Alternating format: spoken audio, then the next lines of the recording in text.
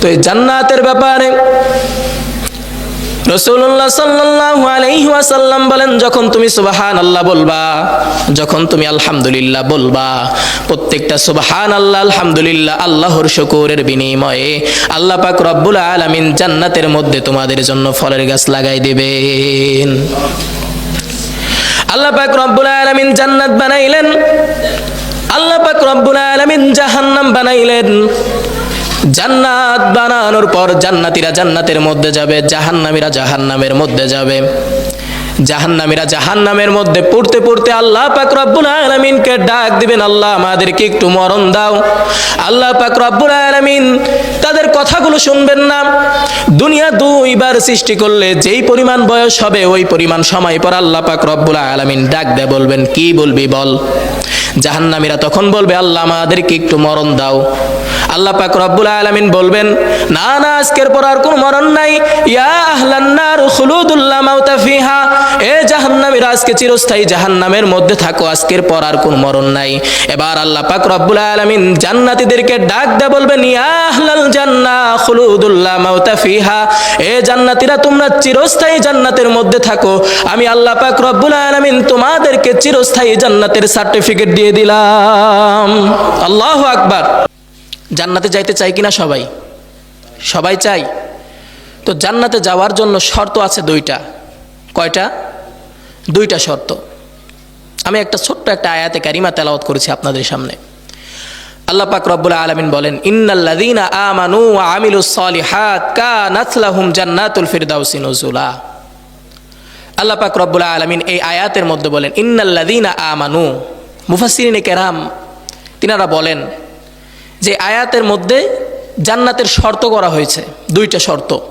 এক নাম্বার, ইন্নাল্লাযীনা আমানু, প্রথমত ঈমান আনতে হবে। কি আনতে হবে? দুই নাম্বার, ওয়া আমিলুস সালিহাত, নেক আমল লাগবে। যদি ঈমান আর নেক আমল যদি আমার আপনার মধ্যে থাকে, তাহলে আল্লাহ পাক রব্বুল আলামিন বলেন, কানাত লাহুম জান্নাতুল ফিরদাউসি নুজুলা, বান্দা তোমার জন্য আমি সবচাইতে শান্তিদায়ক আরামের জায়গা আমি জান্নাত রাইখা দিয়েছি। সুবহানাল্লাহ। জান্নাতে যাইতে চাই কিনা সবাই? এই যে সুবহানাল্লাহ বললাম, এই যে আলহামদুলিল্লাহ বললাম, এই সুবহানাল্লাহ আলহামদুলিল্লাহ বলার দ্বারা আল্লাহ পাক রব্বুল আলামিন জান্নাতের মধ্যে একটা ফলের গাছ লাগাই দিয়েছে। জোরে কন্না সুবহানাল্লাহ। ফলের গাছটা কেমন হবে? সাধারণভাবে অল্প সময়ের মধ্যে শেষ করে দেব ইনশাআল্লাহ। ফলের গাছটা কেমন হবে? রাসূলুল্লাহ সাল্লাল্লাহু আলাইহি ওয়াসাল্লাম বলেন, জান্নাতের মধ্যে একটা ফল গাছ এমন হবে, ওই ফল গাছের নিচে যদি একটা দ্রুতগামী ঘোড়াও যদি রেখে দেওয়া হয়, টানা 500 বছর দৌড়াবে, তারপর ওই ছায়া অতিক্রম করতে পারবে না। সুবহানাল্লাহ বলেন না একটু সুবহানাল্লাহ। তো এই জান্নাতের ব্যাপারে রাসূলুল্লাহ সাল্লাল্লাহু আলাইহি ওয়াসাল্লাম বলেন, যখন তুমি সুবহানাল্লাহ বলবা, যখন তুমি আলহামদুলিল্লাহ বলবা, প্রত্যেকটা সুবহানাল্লাহ আলহামদুলিল্লাহ আল্লাহর শুকরের বিনিময়ে আল্লাহ পাক রব্বুল আলামিন জান্নাতের মধ্যে তোমাদের জন্য ফলের গাছ লাগাই দেবেন। আল্লাহ পাক রব্বুল আলামিন জান্নাত বানাইলেন, আল্লাহ পাক রব্বুল আলামিন জাহান্নাম বানাইলেন। জান্নাত বানানোর পর জান্নাতীরা জান্নাতের মধ্যে যাবে, জাহান্নামীরা জাহান্নামের মধ্যে যাবে। জাহান্নামীরা জাহান্নামের মধ্যে পড়তে পড়তে আল্লাহ পাক রব্বুল আলামিনকে ডাক দিবেন, আল্লাহ আমাদেরকে একটু মরণ দাও। আল্লাহ পাক রব্বুল আলামিন তাদের কথাগুলো শুনবেন না। দুনিয়া দুইবার সৃষ্টি করলে যেই পরিমাণ বয়স হবে ওই পরিমাণ সময় পর আল্লাহ পাক রব্বুল আলামিন ডাক দেয়, বলবেন কি বলবি বল। জাহান্নামীরা তখন বলবে, আল্লাহ আমাদেরকে একটু মরণ দাও। আল্লাহ পাক রব্বুল আলামিন বলবেন, না না, আজকের পর আর কোনো মরণ নাই। ইয়া আহলান নার খুলুদুল লা মাউতা ফিহা, এ জাহান্নামীরা আজকে চিরস্থায়ী জাহান্নামের মধ্যে থাকো, আজকের পর আর কোনো মরণ নাই। এবার আল্লাহ পাক রব্বুল আলামিন জান্নাতীদেরকে ডাক দেয়, বলবেন, ইয়া আহলাল জান্নাহ খুলুদুল লা মাউতা ফিহা, এ জান্নাতীরা তোমরা চিরস্থায়ী জান্নাতের মধ্যে থাকো, আমি আল্লাহ পাক রব্বুল আলামিন তোমাদেরকে চিরস্থায়ী জান্নাতের সার্টিফিকেট দিয়ে দিলাম। আল্লাহু আকবার। জান্নাতীরা জান্নাতের মধ্যে থাকবে, আনন্দ উল্লাস করবে, ভরপুর আনন্দ উল্লাস করবে।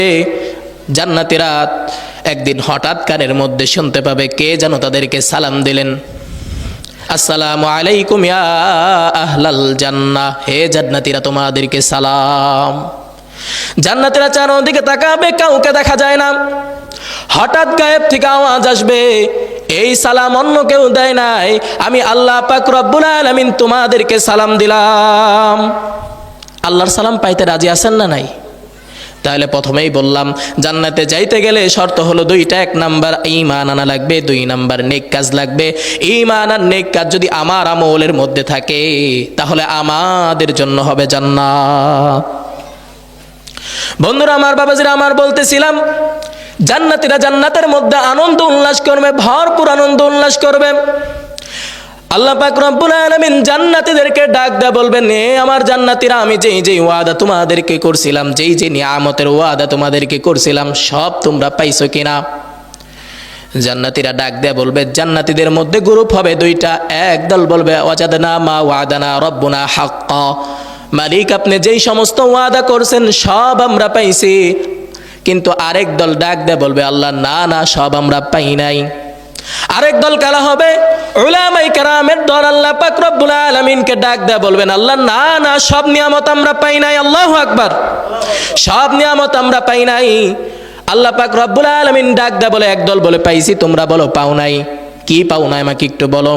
উলামায়ে কেরাম তখন বলবে, আল্লাহ আমরা তো দুনিয়ার বুকে রাসূলের হাদিস শুনলাম, পূর্ণিমার চাঁদের রাতে আল্লাহর নবী সাহাবাদেরকে ডাক দিলেন, এই সাহাবাদের দল এই দিকে আসো, আকাশের পূর্ণিমার চাঁদটা দেখো। আকাশের পূর্ণিমার চাঁদটা দেখা যায়। সাহাবায়ে কেরাম চাঁদের দিকে তাকালেন। আল্লাহর নবী সাল্লাল্লাহু আলাইহি ওয়াসাল্লাম বললেন, এই আমার সাহাবাদের দল, আকাশের পূর্ণিমার চাঁদ দেখতে তোমাদের কোনো সমস্যা হয় কিনা? সাহাবায়ে কেরাম জবাব দিলেন, লা ইয়া রাসূলুল্লাহ, আকাশের পূর্ণিমার চাঁদ দেখতে আমাদের কোনো সমস্যা হয় না। আল্লাহর নবী জবাব দিলেন, আকাশের পূর্ণিমার চাঁদ দেখতে তোমাদের কোনো সমস্যা হয় না। আকাশের চাঁদ যেমন তোমরা একবারে সাধারণভাবে যেভাবে তোমরা দেখতে পারো, সব জায়গা থেকে দেখতে পারো, কাল কিয়ামতের ময়দানে কাল জান্নাতের মধ্যে আল্লাহ পাক রব্বুল আলামিন ঠিক তোমাদেরকেও, তোমরা আল্লাহ পাক রব্বুল আলামিনকে সরাসরি ভাবে দেখবা, কোনো সমস্যা হবে না। সুবহানাল্লাহ। আল্লাহকে দেখতে চাই কি চাই না? কারা কারা চাই? আল্লাহু আকবার। আমরা তো জান্নাতে আল্লাহ পাক রব্বুল আলামিনকে দেখতে চাই। আল্লাহ পাক আমাদেরকে কবুল করুক, সকলে বলেন আমিন। এবার জান্নাতীরা এই কথা বলার পর আল্লাহ পাক রব্বুল আলামিন সূর্যের রূপে তাজাল্লি প্রকাশ করবেন, সহ্য করার ক্ষমতা থাকবে না। আল্লাহ পাক রব্বুল আলামিন ডাক দেয়া বলেন, জানি তোমরা সহ্য করতে পারবা না, সহ্য যেন করতে পারো এই জন্য তোমাদেরকে একটা মাঠের মধ্যে, একটা ওয়াজের প্যান্ডেলের মধ্যে আমি তোমাদেরকে দাওয়াত দিলাম। তোমরা ওখানে যাইবা, আমি আল্লাহ পাক রব্বুল আলামিন নিজে আইসা তোমাদের সাথে সাক্ষাৎ করব। ওই মাঠটা কোথায় হবে? এই মাঠের ব্যাপারে সূরা কাফের 35 নম্বর আয়াত আল্লাহ পাক বলেন, সুবহানাল্লাহ। তো একদিন জিবরাইল আমিন রাসূলুল্লাহ সাল্লাল্লাহু আলাইহি ওয়াসাল্লামের কাছে একটা প্লেট নিয়ে, একটা মানচিত্র নিয়ে আসলেন। আল্লাহর নবী জিজ্ঞাসা করলেন, এ জিবরাইল, তোমার হাতের মধ্যে কি? জিবরাইল বলে, ওগো আল্লাহর নবী, একটা মানচিত্র আমি আপনার কাছে নিয়ে আসলাম। আল্লাহর নবী ডাক দেয়া বলে, কেন মানচিত্র আনলাও? কেন মানচিত্রটা আনলাও?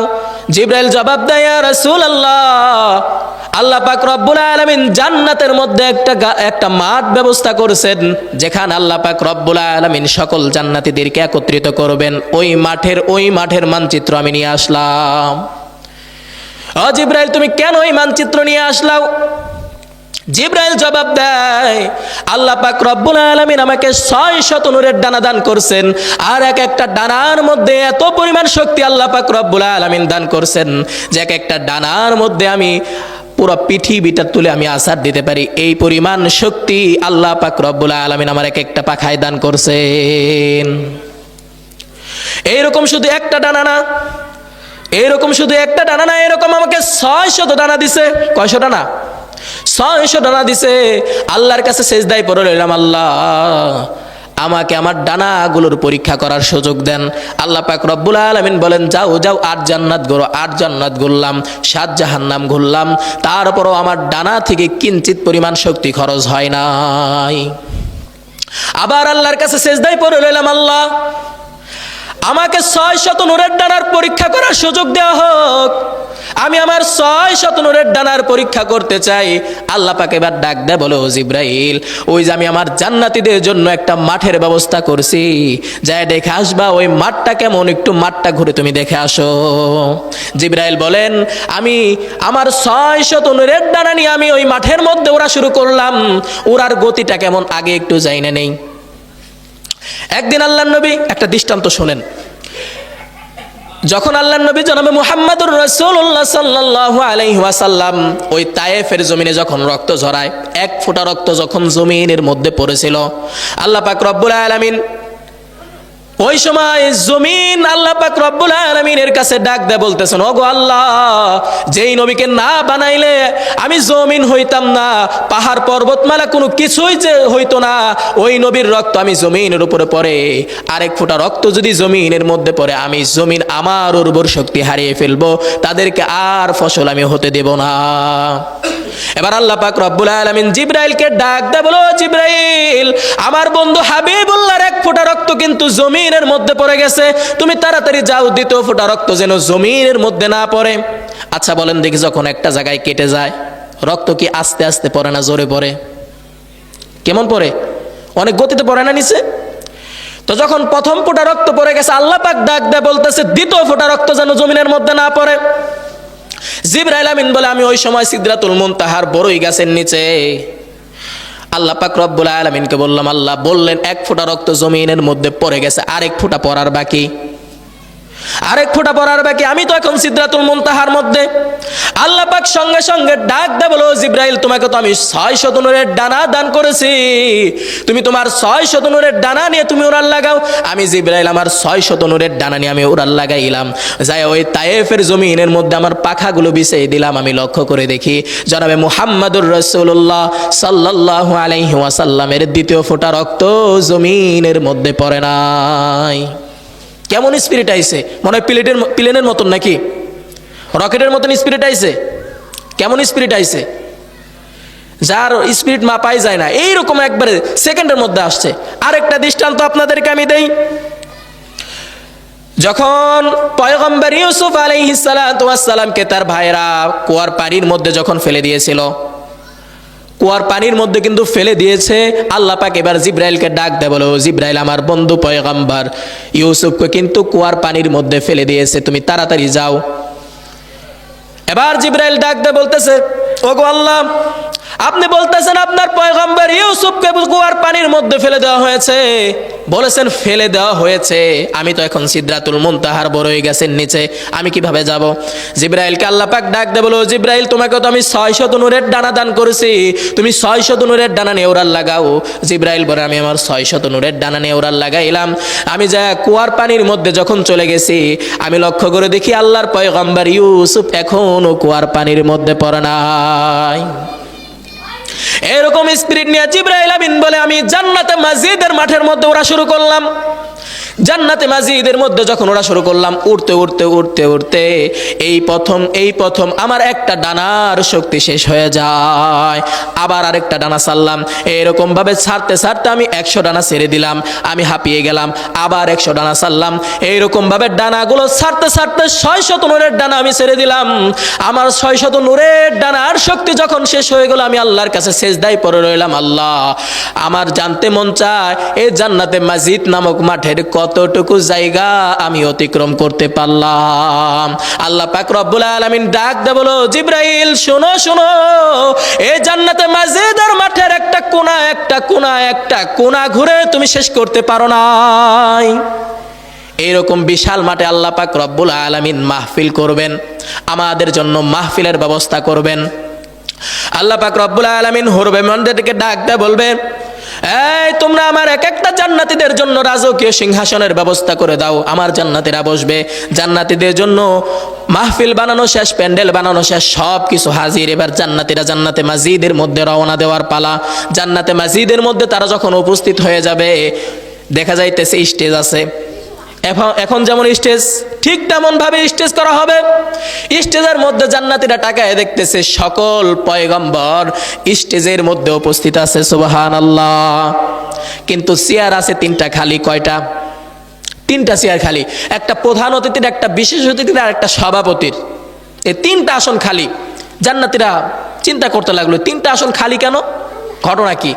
হঠাৎ ঘোষণা হয়ে যায় এখন বিশেষ অতিথির আসন গ্রহণ করা হবে, বিশেষ অতিথি তার আসন গ্রহণ করবে। বিশেষ অতিথির আসন আয়েশা আল্লাহর পয়গম্বর হযরত দাউদ আলাইহিস সালাতু ওয়াস সালাম এসে বসে যায়। জোরে কন্না সুবহানাল্লাহ। জান্নাতীরা এবার বলবে কি মর্যাদার নবী, আল্লাহর এই মাহফিলের মধ্যে বিশেষ অতিথি হয়ে বসে যায়। এবার আবার ঘোষণা হয়ে যাবে, এবার প্রধান অতিথির আসন গ্রহণ করবে, প্রধান অতিথির আসন গ্রহণ করবে। এখন দেখা যায় প্রধান অতিথির আসন আর কেউ নাই, আমার আপনার নবী কলিজার নবী জনাবে মুহাম্মাদুর রাসূলুল্লাহ সাল্লাল্লাহু আলাইহি ওয়াসাল্লাম প্রধান অতিথির আসনে এসে বসে যায়। সুবহানাল্লাহ। কয়টা চেয়ার খালি? এখন আজ আর একটা। প্রধান অতিথিও শেষ, বিশেষ অতিথিও শেষ, আসে সভাপতি। এবার ঘোষণা হয়ে যাবে এখন সভাপতির আসন গ্রহণ করবে। সভাপতির আসনে এসা স্বয়ং আল্লাহ পাক রব্বুল আলামিন এসে বসে যায়। জোরে কন্না সুবহানাল্লাহ। আল্লাহ পাক রব্বুল আলামিন আমাকে আপনাকে সকলকে ওই মাঠের মেহমান হওয়ার তৌফিক দান করুক। সকলে বলেন আমিন। আমার নবী ওই স্টেজের মধ্যে বসা, আর জান্নাতীরা বলতে থাকবে আহারে এই কুদরতের নবী, এইরকম নুরানি চেহারাওয়ালা নবী, এত মায়ার নবী, বাংলার কোটি কয়েক নাস্তিকেরা আমার নবীকে নিয়ে কটূক্তি করে, বাংলার কোটি কয়েক নাস্তিকেরা আমার নবীর বিরুদ্ধে কথা কইয়া বাংলার মুসলমানের অন্তরে কষ্ট দিতে চায়। আহারে কত সুন্দর চেহারা, আজব বাংলাদেশের জমিনের বুকে আমার নবীকে নিয়ে কটূক্তি করা হয়, আমার নবীকে নিয়ে কটূক্তি করা হয়, মা আয়েশাকে নিয়ে কটূক্তি করা হয়, আমার সাহাবায়ে কেরামদেরকে নিয়ে কটূক্তি করা হয়। এখনো যারা কটূক্তি করবে তাদের বিরুদ্ধে পাক্কা অ্যাকশন নিতে হবে। জোরে কোন ঠিক কিনা? যারা রসুলের বিরুদ্ধে করবে, সাহাবায়ে কেরামের বিরুদ্ধে করবে, কোনো কথা নাই, ডাইরেক্ট অ্যাকশন নামতে হবে, ঠিক কিনা? এখন তো শুধু নবী আর রসুল নিয়ে থাকে না মানুষ, আর উপরে চলে যায়, আল্লাহকে নিয়েও কথা বলে, আছে না নাই? আল্লাহ পাক রব্বুল আলামিন আমাদেরকে যেন কবুল আর মঞ্জুর করে নেন, পূর্ণাঙ্গ হেদায়েতের উপরে যেন আমাদেরকে এনে দেয়। সকলে বলেন আমিন।